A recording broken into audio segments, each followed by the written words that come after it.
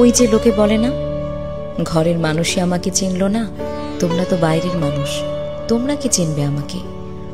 একজন রিক্সা চালক, দিনমজুর, গার্মেন্টস শ্রমিক, কর্পোরেট চাকুরিজীবী, ডাক্তার, নার্স, শিক্ষক, সবাই দিন শেষে বাড়ি ফিরে, মায়ের কাছে ফিরে, বউয়ের কাছে ফিরে, সন্তানের কাছে ফিরে, পরিবারের কাছে ফিরে একটু প্রশান্তির জন্য।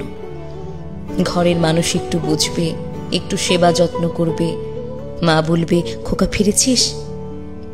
বউ এগিয়ে এসে তোয়ালে বের করে দিবে, সন্তান আব্বা বলে ডাক দিবে, কোলে ওঠার বায়না ধরবে। পরিবারের কাছে ফিরে সকল ক্লান্তি দূর হয়ে যাবে।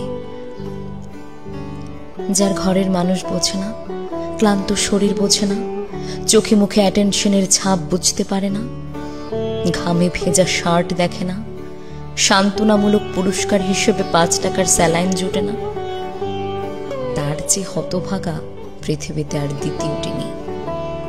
একটা মুভিতে দেখেছিলাম, বাড়ির কর্তা পানির সাথে বিষ খেয়ে ফেলে। হাসপাতালে পাশে বসে চোখের জল মুছতে মুছতে স্ত্রী জিজ্ঞেস করে, তুমি কোনো কিছু পরীক্ষা না করে খাও না, আজ কেন পানি খেলে?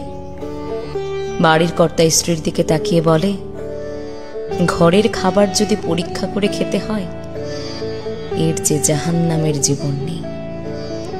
ঘরের মানুষই যাদের বোঝে না, তাদের যে জঘন্য জীবন কারো নেই, তারা দুনিয়ায় থেকেও জাহান্নাম।